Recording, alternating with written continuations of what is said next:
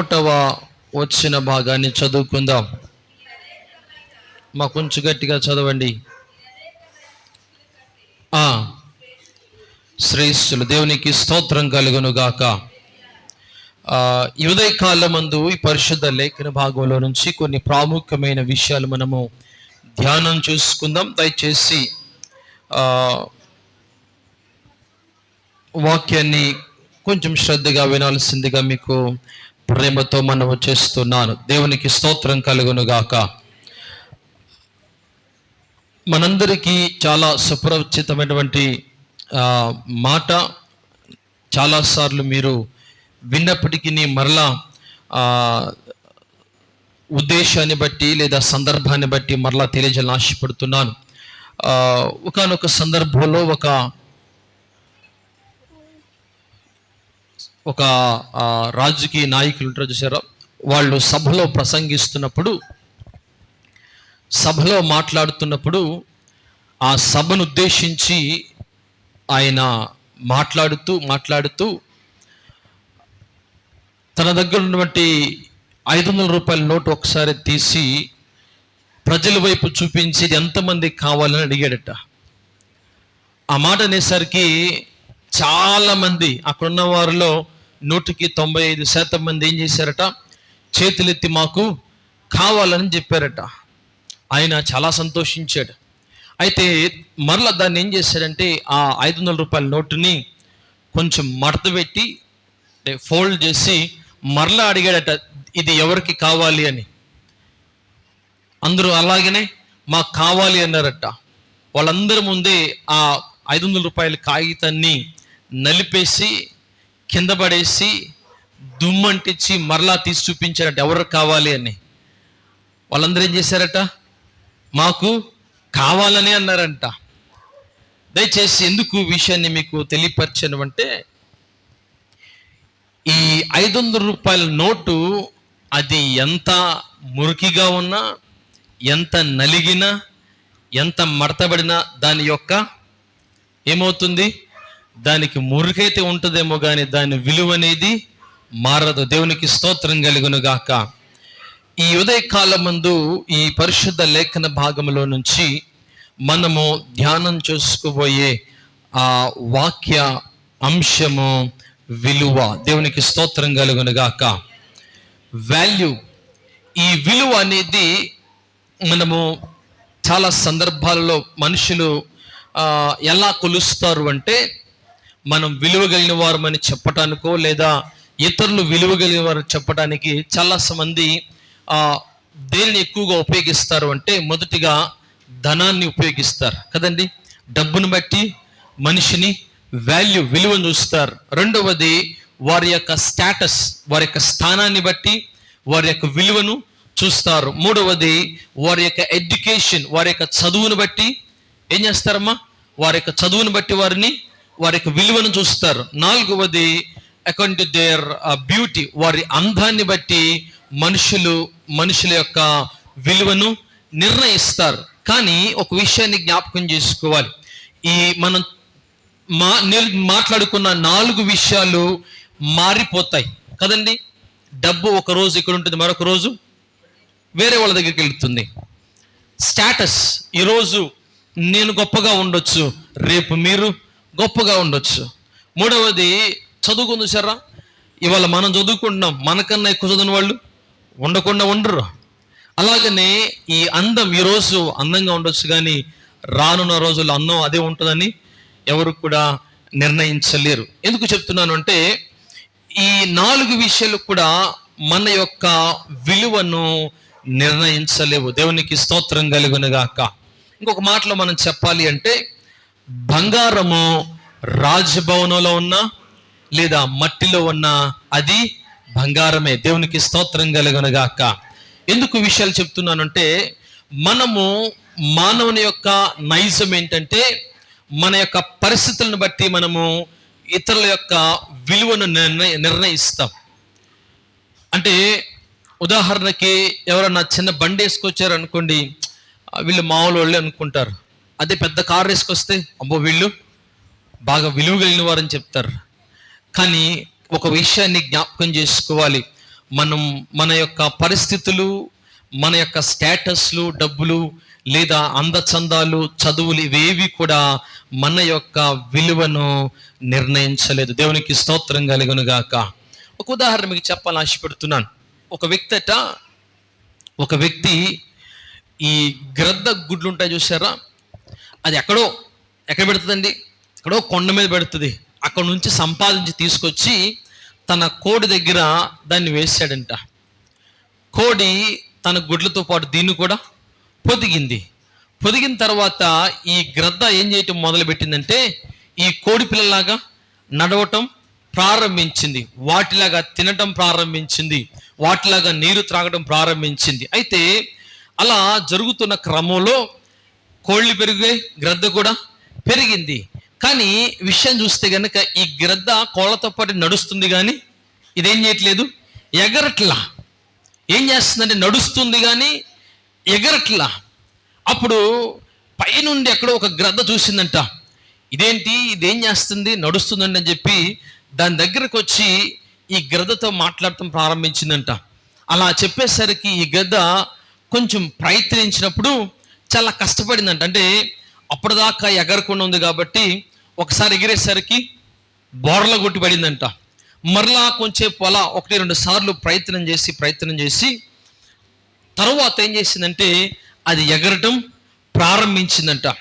ఎందుకు చెప్తున్నానంటే చివరికి అది ఏం చేసిందంటే అలా ప్రయత్నించి ఏదైతే తనకు సలహా ఇచ్చిందో దానితో పాటు ఎగరటం ప్రారంభించి. దేవునికి స్తోత్రం కలుగును గాక. ఎందుకు చెప్పాను అంటే మన పరిసరాలు మన గుర్తింపుని, మన యొక్క విలువను గుర్తించకపోవచ్చు.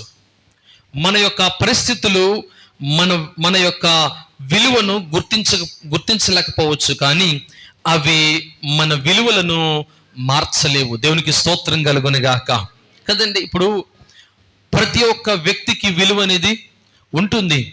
మన పరిస్థితులను బట్టి ఆ విలువలు మనము ఇతరులు గుర్తించలేకపోవచ్చు, కానీ అవి మన పరిస్థితులు మన విలువను ఏవి కూడా తగ్గించలేవు. ఈ విషయాన్ని మనము గమనించాల్సిందిగా మీకు ప్రేమతో మనవి చేస్తున్నాను.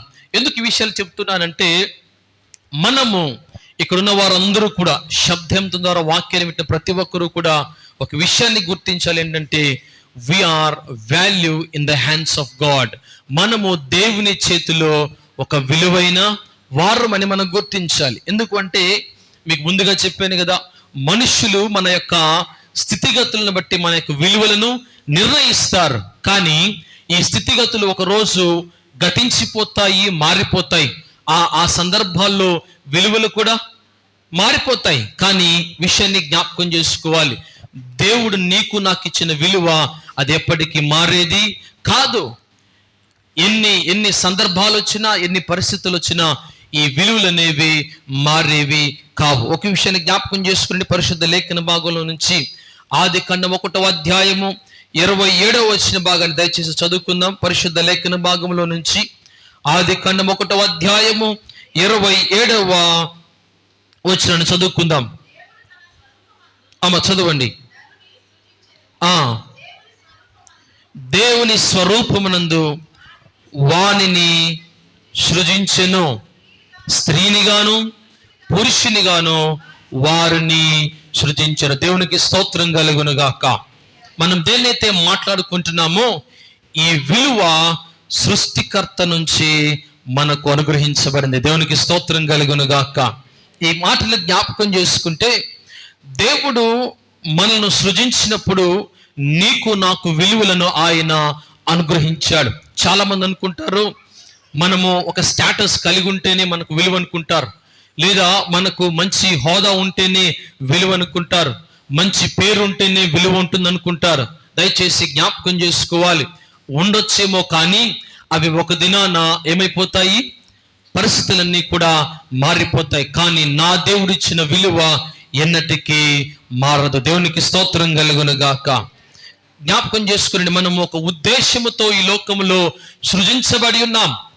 దేవుని యొక్క ప్రణాళికలు, దేవుని యొక్క ఉద్దేశము ద్వారా నీవు నేను ఈ భూమి పైన సృజించబడి ఉన్నాం. అలాగనే ఈ విలువలు అనేవి కూడా దేవుడు నీకు నాకు అనుగ్రహించాడనే మన విషయాన్ని జ్ఞాపకం చేసుకోవాలి. ఎందుకంటే చాలా మంది భావించేది ఏంటంటే వస్తువులను బట్టో లేదా ఉద్యోగాలను బట్టో వ్యాపారాలను బట్టో మరే ఇతర వాటిని బట్టి విలువలు వస్తాయని చాలా మంది భావిస్తూ ఉంటారు. దయచేసి జ్ఞాపకం చేసుకోవాలి, వీటి ద్వారా విలువలు అనేవి రావు. కానీ దేని ద్వారా వస్తాయి అంటే అది దేవుని ద్వారా మాత్రమే మనకు విలువ వస్తుంది. దేవునికి స్తోత్రం కలుగును గాక.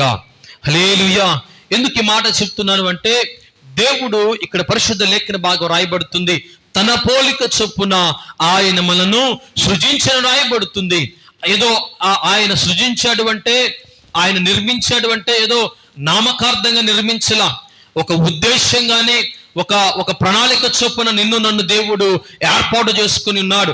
ఆ ప్రణాళిక నీ ద్వారా నా ద్వారా ఈ భూమి పైన జరగాలనే దేవుని యొక్క ఉద్దేశంతో నిన్ను ఏర్పాటు చేసుకున్నాడు. ఎందుకంటే జ్ఞాపకం చేసుకునండి, మనం ఏదన్నా ఒక వ్యక్తిని పనిలో పెట్టుకున్నాం అనుకోండి, ఎందుకు పెట్టుకుంటారు? ఆ పనిని ముగించడానికి పెడతారు కానీ తప్ప ఆయన మన పక్క నుండి మనల్ని పొగటానికో లేదా మనల్ని మోయడానికో కాదు. కానీ ఏ పనికి వేసే దాన్ని మనము వారిని అప్పగించామో, దాన్ని నిర్ణయించామో, ఆ పనిని ముగించడానికి ఆ వ్యక్తిని పెట్టుకున్నాం. ఆ వ్యక్తి పెట్టుకున్న దాన్ని బట్టి మనము ఆ పని ముగించిన తర్వాత ఎంతగానో సంతోషిస్తాం. అదే రీతిలో దేవుడు నిన్ను నన్ను కూడా ఎందుకు నిర్మించాడు అంటే, తన యొక్క ఉద్దేశాలు ఈ భూమి పట్ల నెరవేర్చబడటానికి దేవుడు నిన్ను నన్ను ఏర్పరచుకున్నాడు. దేవుని యొక్క ఉద్దేశము, దేవుని యొక్క ప్రణాళిక ఈ భూమి పైన కొనసాగించటానికి, నిర్వర్తించటానికి, ముగించటానికి దేవుడు నిన్ను నన్ను ఏర్పరచుకున్నాడు. దేవునికి స్తోత్రం కలుగును గాక. కాబట్టి మనము విలువ కలిగిన వారమని మనము గుర్తించాలి. ఒక విషయాన్ని జ్ఞాపకం చేయాలని ఆశపడుతున్నాను. ఒక రైతు దగ్గరట 2 కుండలు ఉన్నాయంట. ఎన్నమ్మా? 2. పూర్వం చాలా మంది నీరు ఎలా మోసేవారు? దేంతో మోసేవారు? కావిడితో మోసేవారు కదా. కావిడితో ఒక పక్క ఏమో మోసేవాళ్ళ, 2 పక్కన మోసేవాళ్ళు కదా. ఈ ఒక పక్క ఏమో మంచి పాత్ర ఉందట, మరొక ప్రక్కన కొంచెం పగిలిపోయిన పాత్ర ఉందంట. అయితే ఈ వ్యక్తి రోజు చెరువు దగ్గర నుంచి నీళ్లు మోసుకుంటూ తన తోటలోనికి అలా తీసుకువెళుతూ ఆ యొక్క తోటలో నీరు పోస్తున్నప్పుడు అలా రోజులు గడిచే కొద్దీ ఈ పగిలిపోయిన పాత్ర అనుకుందంట, చచ్చా నా యజమాను దగ్గర నాకు విలువ లేదనుకుంటా. ఎందుకు అనుకున్న మాట? పగిలిపోయింది కాబట్టి నా యజమాను దగ్గర నాకు విలువ లేదనుకొని అది ఎంతగానో బాధపడుతుందట. ఏదమ్మా? పగిలిపోయిన పాత్ర. అయితే ఆ పగిలిపోయిన పాత్ర అలా బాధపడుతూ సిగ్గుపడుతుంటే యజమానుడు చూచి అడిగాడట, ఏమైంది నీకు అంటే, యా నేను పగిలిపోయిన పాత్ర కదా, నాకు కొంచెం సిగ్గుగా ఉంది, బాధగా ఉంది, నీ దగ్గర నేను విలువను కోల్పోయానని ఎంతగానో బాధపడుతున్నానని ఆ యొక్క వ్యక్తికి చెప్పేదట. అయితే ఆ వ్యక్తి అన్నాడంట నవ్వుతూ, నీకు ఒక విషయాన్ని చూపిస్తానని ఆ పాత్రతో ఇలా దారంతా చూపించాడంట. దానికి ఏమి అర్థం కాలేదంట. అయితే ఆ వ్యక్తి అన్నాడంట, నిన్ను నీళ్ళతో తీసుకువెళ్తుంటే ఈ మార్గం గుండా ఏమవుతున్నాయి? వాటర్ అంతా కూడా పోతున్నాయి కదా. అలా పోతున్న క్రమంలో మార్గం ప్రక్కనటువంటి మొక్కలన్నీ కూడా సంతోషంగా ఉన్నాయంట. అది కారణం ఎవరి వల్ల? నీ వల్లే సాధ్యమైందని ఆ వ్యక్తి ఆ పగిలిపోయిన పాత్రతో చెప్పాడట. ఎందుకు ఈ విషయం చెప్తున్నానంటే, చాలా సందర్భాల్లో మనం బలహీన పడిపోయినప్పుడు, నిరాశలో ఉన్నప్పుడు, నిస్పృహలో ఉన్నప్పుడు చాలా సందర్భాలు అనుకుంటాం, దేవుడి దగ్గర నాకు ఎలాంటి విలువ లేదని బాధపడుతూ ఉంటాం. అయ్యో, ప్రభు దగ్గర నా విలువ నేను కోల్పోయాను, నేను పాపం చేశాను, నేను దోషునై ఉన్నాను, నేను బలహీన పడిపోయాను, దేవుడి దగ్గర నాకు ఎలాంటి విలువ లేదని చాలా సందర్భాల్లో మనము బాధపడుతూ ఉంటాం. దయచేసి జ్ఞాపకం చేసుకునండి, మనము బలహీనతలను బట్టి మన విలువని ఎప్పుడు కూడా మనము కోల్పోలేము. కోల్పోమని ఉదయకాలం ముందు దేవాతి దేవుడు మనకు స్పష్టతను అనుగ్రహిస్తున్నాడు. కాబట్టి దయచేసి జ్ఞాపకం చేసుకోండి దేవుని సంఘమా, ఈ ఉదయకాలం ముందు మన స్థితి ఒక్కొక్కసార్లు బలహీనపడవచ్చు. కొన్ని సందర్భాల్లో మన స్థితి చాలా ఇబ్బందికరంగా మారవచ్చు, కానీ దీనిని బట్టి మన విలువ ఎక్కడికి పోదు. దేవునికి స్తోత్రం కలుగును గాక. అంత మాత్రమే కాదు, కానీ ఈ సోర్స్ ఏదైతే మనం మర్చిపోతుంటామో, ఏది ఆ సోర్స్ అంటే దేవుడు నీకు ఇచ్చిన ఆ విలువలు ఎప్పటికీ కూడా మనము కోల్పోయే అవకాశం ఉండదని మీకు తెలియపరుస్తున్నాను. దయచేసి మరొక మాట మీతో చెప్పాలని ఆశపడుతున్నాను. దయచేసి పరిశుద్ధ లేఖన భాగంలో నుంచి లూకా సువార్త 15వ అధ్యాయము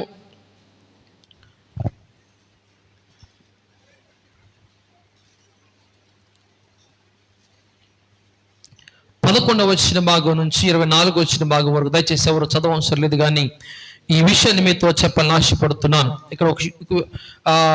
ఇక్కడ మనందరికీ తెలిసినటువంటి ప్రాముఖ్యమైనటువంటి ఒక స్టోరీ మనకి ఇక్కడ కనిపిస్తుంది.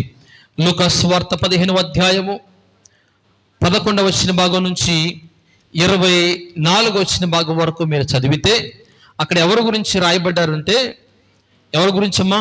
తప్పిపోయిన కుమారుని గురించి చాలా స్పష్టంగా వ్రాయబడుతుంది. దయచేసి ఒక విషయాన్ని జ్ఞాపకం చేసుకునండి. మీకు ఇందాక మాట చెప్పాను కదా,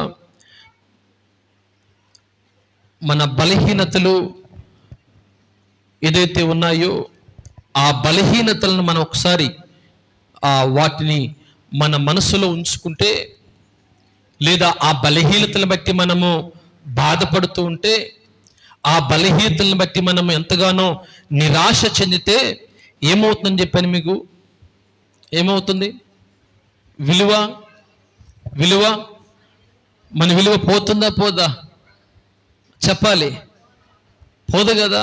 కానీ ఒక విషయాన్ని జ్ఞాపకం చేసుకోవాలి. ఎవరైతే బలహీనతలను బట్టి నిరాశ నిస్పృహ చెందుతారో, ఎవరైతే బలహీనతను బట్టి లేదా వ్యక్తిగత పరిస్థితులను బట్టి నిరాశ చెందుతారో,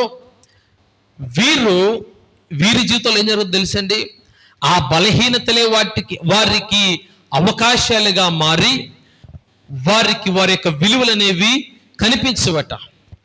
ఉదాహరణ మనం చదువుకోబోతున్న వాక్య భాగమే లూకా సువార్త 15వ అధ్యాయంలో మనకు ఒక వ్యక్తులు కనిపిస్తారు. ఇక్కడ ఒక తండ్రి, 2 కుమారులు కనిపిస్తారు. ఇక్కడ వీరి యొక్క విషయాలు మనం ఒకసారి జ్ఞాపకం చేసుకుంటే, చిన్న కుమారుడు తన జీవితంలో జరిగిన సందర్భాన్ని జ్ఞాపకం చేసుకుంటే గనక, ఈ చిన్న కుమారుడు ఏం కోల్పోయాడు అంటే తన యొక్క గుర్తింపు, ఐడెంటిటీని కోల్పోయినట్లుగా మనం చూస్తున్నాం. ఎందుకు అంటే తన తండ్రి దగ్గర ఉన్నప్పుడు తన యొక్క ఐడెంటిటీ చాలా బాగుంది. తన తండ్రి దగ్గర ఉన్నప్పుడు ఆ ఐడెంటిటీ చాలా బలంగా ఉంది.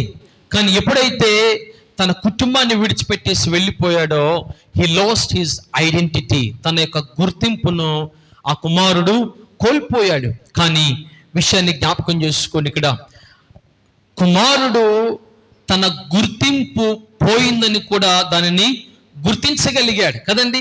ఎప్పుడో తెలుసా? తన ఐడెంటిటీ మొత్తం, తన గుర్తింపు అంతా కూడా కోల్పోయిన తర్వాత నిరాశలో ఉన్నప్పుడు ఏం గుర్తించగలిగాడు? అయ్యో, నా గుర్తింపు నేను కోల్పోయానని ఆ చిన్న కుమారుడు గుర్తించగలిగాడు. గుర్తించిన కుమారుడు ఏం చేశాడు తెలుసండి? వెంటనే ఎక్కడైతే ఆ ఐడెంటిటీ దొరుకుతుందో అక్కడికి మరలా ప్రయాణం చేశాడు. దేవునికి స్తోత్రం కలుగును గాక. దయచేసి దేవుని సంఘమా, ఒక విషయాన్ని జ్ఞాపకం చేసుకోవాలి. ఈ ఐడెంటిటీ ఏదైతే ఉందో, ఈ గుర్తింపు ఏం చేసిందో తెలుసండి? తన యొక్క విలువను మరలా గుర్తు చేసింది.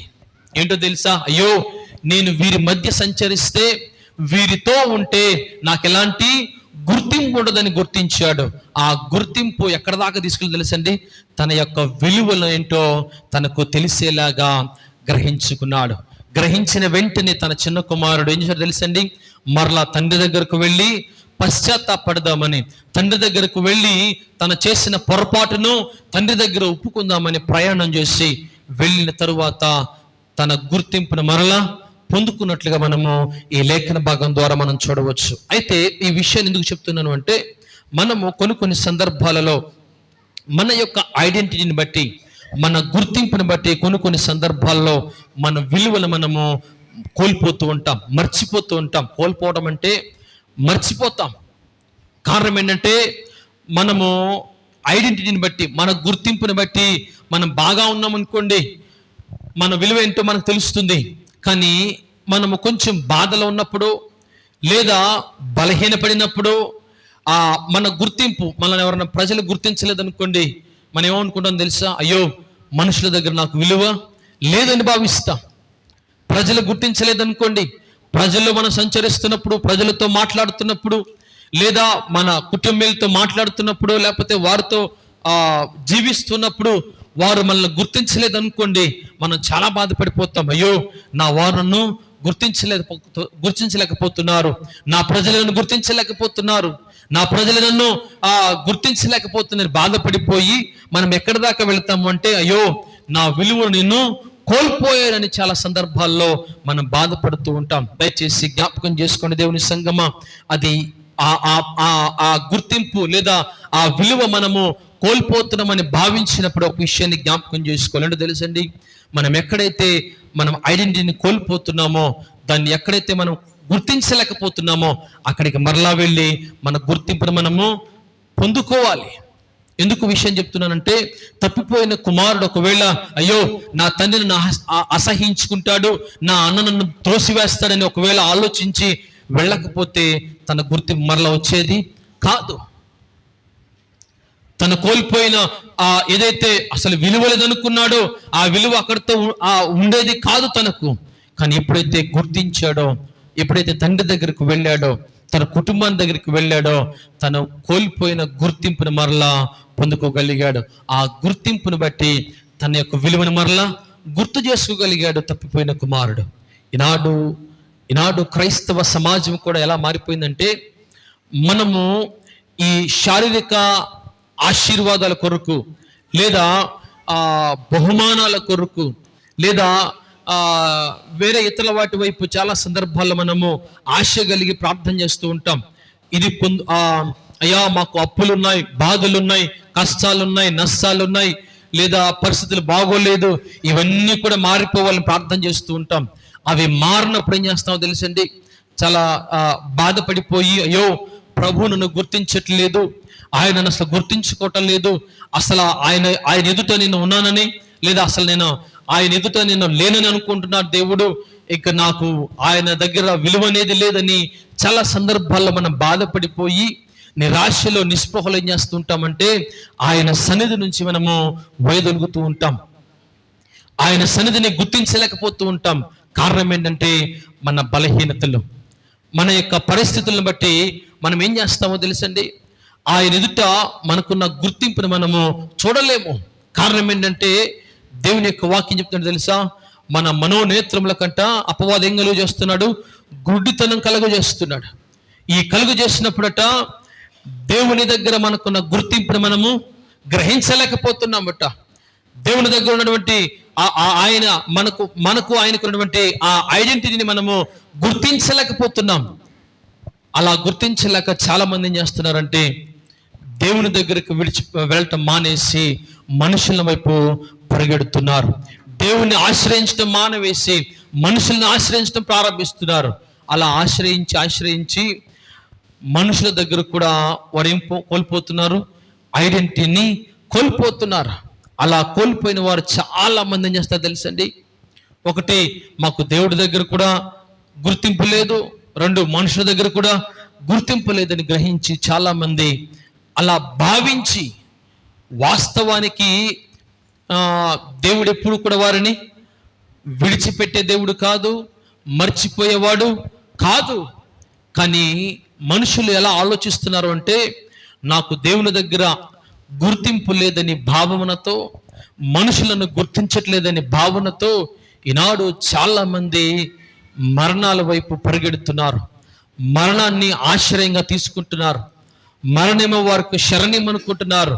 కానీ పరిశుద్ధ లేఖన భాగంలో ఒక మంచి మాట రాయబడింది. అంటే తెలుసండి, ఏం మాట రాయబడి తెలుసా? ఒకసారి ప్రసంగి గ్రంథం చూస్తారా? ప్రసంగి గ్రంథం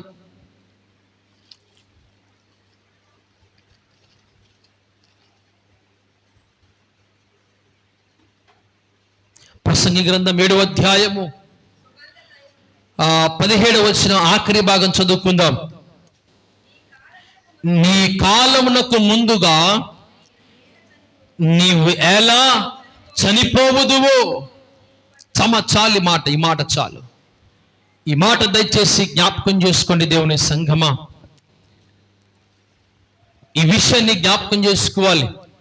ఎక్కడైతే మనము గుర్తింపు లేదని భావిస్తున్నామో, ఎక్కడైతే నాకు గుర్తింపు లేదని బాధపడిపోతున్నామో, ఎవరు నన్ను గుర్తించట్లేదు, నా బంధువులే నన్ను గుర్తించట్లేదు, నా కుటుంబీకులే నన్ను గుర్తించట్లేదు, నా అన్నదమ్ములే గుర్తించట్లేదు, నా అక్క చెల్లెలను గుర్తించట్లేదు, అసలు ఎవరు నన్ను గుర్తించట్లేదు, నేను బ్రతికే కంటే చనిపోవటమే నాకు మేలని భావించేవారు ఈనాడు చాలా మంది ఉన్నారు.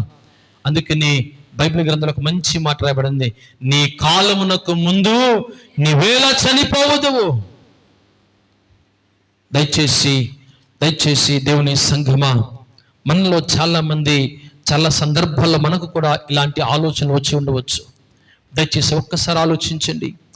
మనము దేవుని దగ్గరికి వెళితే, ఆయన సన్నిధికి వెళితే, ఆయన మనెన్నడూ కూడా త్రోసివేసేవాడు కాదు.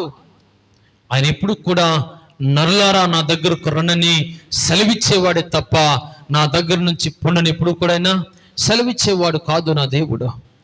ఆయన ఎప్పుడు కూడా తన చేతులు చాచి నా కుమారులు నా కుమార్తెలు విలువైన వారని ఎప్పుడు కూడా భావించేవాడు నా దేవుడు. కానీ నాడు మనం ఏం చేస్తామో తెలుసా?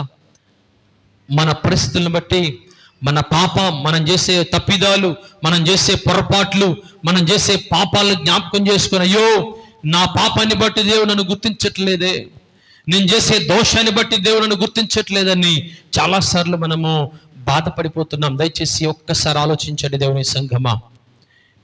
ఆయన ఎప్పుడు కూడా త్రోసివేసేవాడు కాదు. ఇన్ఫ్యాక్ట్ ఒక విషయం చెప్పాలి అంటే, ఆయన అసలు ఈ భూమి మీదకి వచ్చింది ఎవరి కోసమట? పాపులను రక్షించుటకే ఆయన వచ్చాడే తప్ప నీతిమంతుల కొరకు ఆయన ఎప్పుడు కూడా రాలా. కాబట్టి ఇంకెవరైతే నేను ఇంకా పాపం చేస్తున్నాను, పాపం చేస్తూనే ఉన్నాను, నాకు దేవుని దగ్గర ఎలాంటి గుర్తింపు లేదని భావిస్తున్నారో వారందరూ కూడా ఒక విషయాన్ని జ్ఞాపకం చేసుకోవాలి. ఆయన అంటున్నాడు, నా వైపు చూడండి, నా వైపు ఒక్కసారి చూడండి. ఎందుకో తెలుసా? నేను మీకు గుర్తింపును ఇస్తాను. దేవునికి స్తోత్రం కలుగును గాక.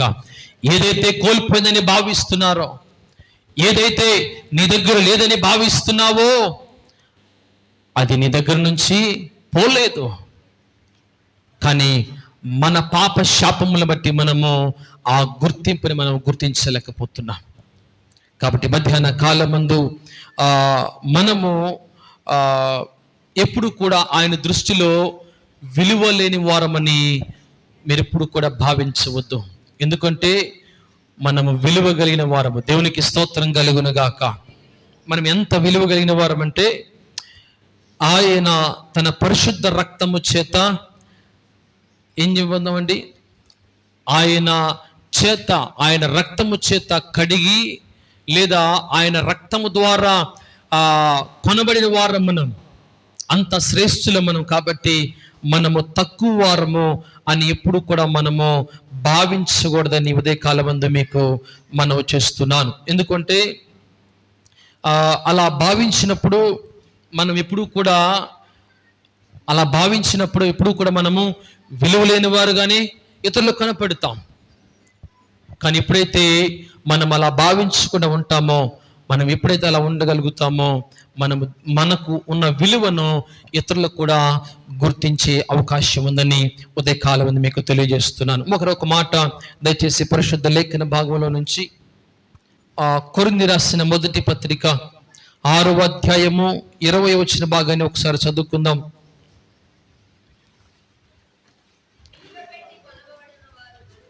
విలువ పెట్టి కొనబడిన వారు గనుక మీ దేహముతో దేవునిని మహిమపరచుడి. దేవునికి స్తోత్రం కలుగును గాక. ఈ మాటను జ్ఞాపకం చేసుకుంటే చాలా మంది గుర్తించాల్సిన విషయం ఏంటంటే, మనము విలువ పెట్టి కొన్నవారము. కాబట్టి మనము ఎంత విలువ కలిగిన వారమో ఈ ఉదయకాలం మందు మనందరూ కూడా ఒకసారి గుర్తించుకోవాలి. ఎందుకంటే ఇన్ఫ్యాక్ట్ నీ కుటుంబీకులు, నీ బంధువులు, నీ స్నేహితులు, నీ ఆప్తులు, లేకపోతే నీ పొరుగువారో ఎవరో నిన్ను కొనలేదు కానీ, నీకు ఎవరు కూడా విలువ ఇవ్వలేదు కానీ ఎవరు ఇచ్చారు విలువ అంటే నిన్ను సృజించిన సృష్టికర్తే నీకు విలువను గ్రహించాడు. దేవునికి స్తోత్రం కలుగునుగాక. ఒక విషయాన్ని జ్ఞాపకం చేసుకోండి. ఇక్కడ మనం ఏదైనా వస్తువును కొనాలి అనుకోండి, ఏదైనా ఒక వస్తువు కొనాలి అంటే ఎలా కొనగలుగుతామంటే దాని యొక్క విలువను వెలను బట్టే మనము కొనగలుగుతాం. అంతే తప్ప అది మనకు కొన్ని సందర్భాల్లో ఊరకనే రావచ్చు కానీ మనం పొందుకున్న వస్తువు ఒక ధర ఇచ్చి కొనాలంటే ఒక వెల చెల్లించి దాన్ని మనం మాత్రమే కొనగలుగుతాం. ఒక మాట చెప్పాలంటే దాని విలువ దేనిపై ఆధారపడుతుందంటే దాని యొక్క వెల మీద ఆధారపడుతుంది. It's a cost. దాని యొక్క వాల్యూ దేని మీద ఆధారపడుతుందంటే it depends upon the cost. దాని యొక్క వెల మీద దాని యొక్క విలువ అనేది ఆధారపడుతూ ఉంటుంది. ఉదాహరణకు మనం జ్ఞాపకం చేసుకుంటే వజ్రం చూశారు, వజ్రం కన్నా ఇంకా కాస్ట్లీది ఏముంది? ప్లాటినం కూడా ఉంది కదండి. ఈ ప్లాటినము లేదా ఈ డైమండ్స్ లేకపోతే గోల్డ్ జ్ఞాపకం చేసుకుంటే ఇవి చాలా విలువ కలిగినాయి కదండి. ఇట్స్ వెరీ కాస్ట్, చాలా విలువ కలిగినవి, అందరూ కొనేవి కాదు. ఒక విషయాన్ని జ్ఞాపకం చేసుకోవాలి ఇక్కడ.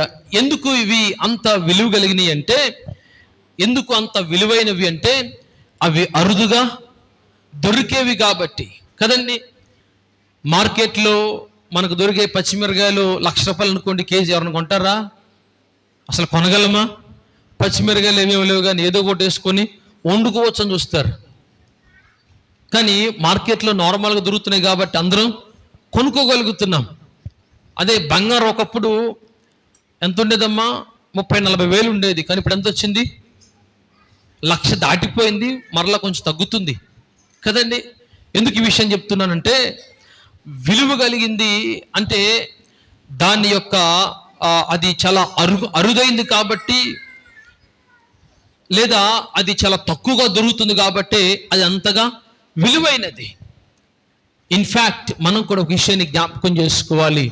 మనము కూడా దేవుని దృష్టిలో ఎవరో తెలుసండి, విలువైన వారమే. దేవునికి స్తోత్రం కలుగునుగాక. ఎందుకు ఈ మాట చెప్తున్నాను తెలుసండి. ఈ భూమిపైన వదిలేసేయండి, ఒక్క భారతదేశంలోనే 150 కోట్ల మంది పైన ప్రజలు ఉన్నారు కదండి. అంతమందికి లేని ధన్యత నీకు నాకు దేవుడు ఎందుకు ఇచ్చాడో తెలుసండి. ఎందుకు ఇచ్చాడండి? మనము విలువ కలిగిన వారము కాబట్టి. దేవునికి స్తోత్రం కలుగునుగాక.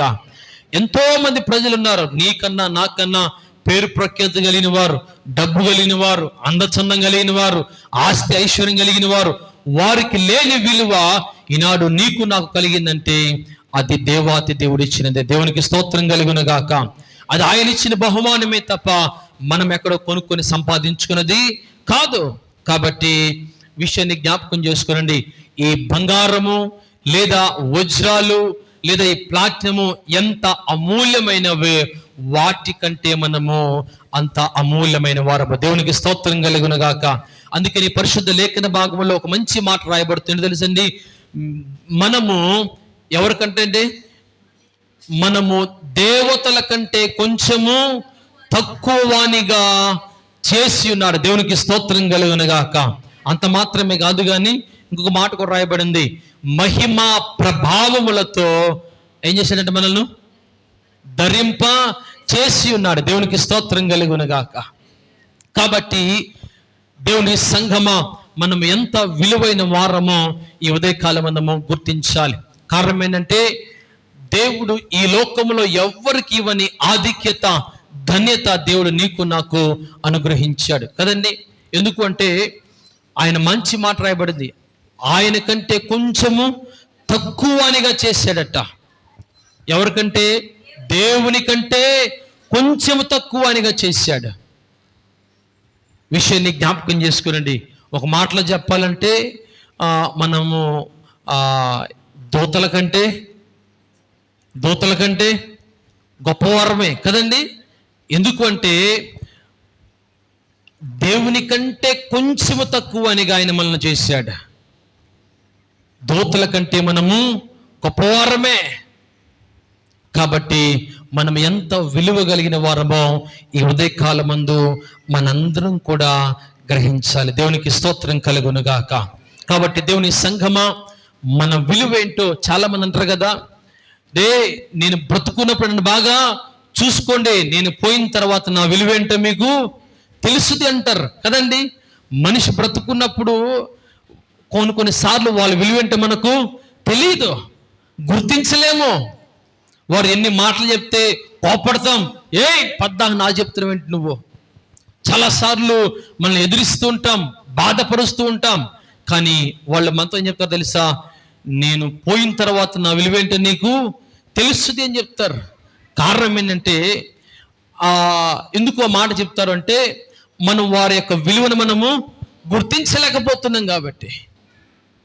వారి యొక్క విలువ చాలా మంది కూడా మనము ఈ ఏమంటారు ఆదరణ కూడికలు చెప్తుంటారు కదా, మా నాన్నగారు మా అమ్మగారు ఎన్నోసార్లు మాకు చెప్పారు కానీ మేము వినలేకపోయాం, ఎన్నోసార్లు మమ్మల్ని హెచ్చరించారు, ఎన్నోసార్లు మాకు చెప్పారు కానీ మేము గుర్తించలేకపోయాం, ఎన్నో మార్లు చెప్పారు మా విలువ మీరు గుర్తించని చెప్పారు కానీ మేము గుర్తించలేకపోయాం, ఎన్నోసార్లు మమ్మల్ని హెచ్చరించారు కానీ మేము వెళ్ళలేకపోయాం.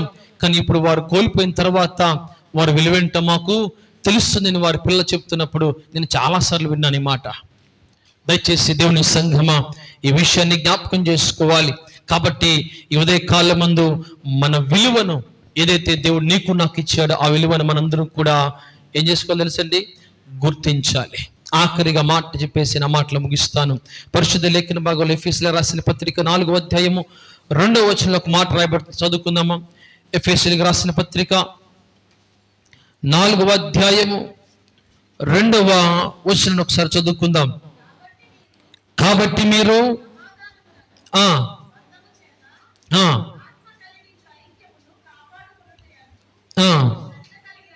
శ్రద్ధ కలిగిన వారై ప్రేమతో ఒకరినొకడు సహించుచు, 3వ వచనం, మీరు పిలువబడిన పిలుపునకు తగినట్లుగా దీర్ఘశాంతముతో సంపూర్ణ వినయముతోను సాత్వికముతోను నడుచుకొనవలని ప్రభువును బట్టి ఖైదీనైన నేను మిమ్మును బతిమాలుకొనుచున్నాను. దేవునికి స్తోత్రం కలుగునుగాక. ఈ మాటలో ఇక్కడ రాయబడిన మాట అంటే, మనము పిలువబడిన పిలుపుకు తగినట్లుగా జీవించాలని వాక్యం రాయబడుతుంది.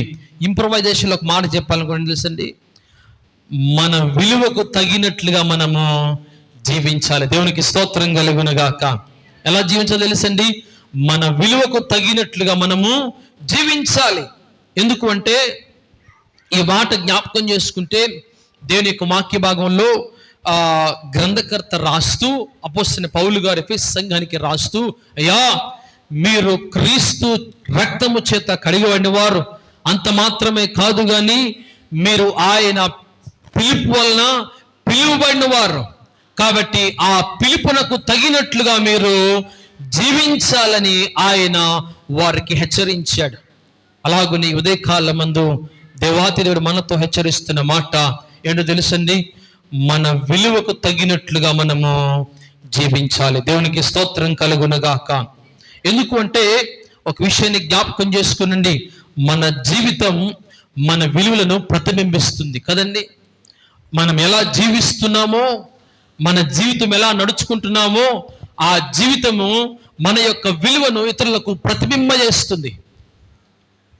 కాబట్టి మనము మన విలువకు తగినట్లుగా మనము జీవించే వారిగా ఉండాలి. ఎందుకంటే ఒకవేళ మనము విలువకు తగినట్లుగా జీవించలేదనుకోండి, ఆ విలువకు అర్థం అనేదే ఉండదు.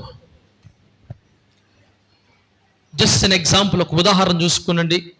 ఒక ఐఏఎస్ ఆఫీసర్, ఒక కలెక్టర్ గారు అంటే ద హోల్ డిస్ట్రిక్ట్ కదండి, ఒక ఏమంటారు, ఒక జిల్లా అంతా ఆయన చేతి పెన్నులోనే ఉంటుంది కదండి.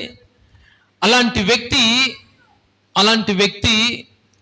ఒక కలెక్టర్గా బ్రతకకుండా ఒక సామాన్యుడిగా బ్రతికాడు అనుకోండి, అందరితో పాటు తిరుగుతా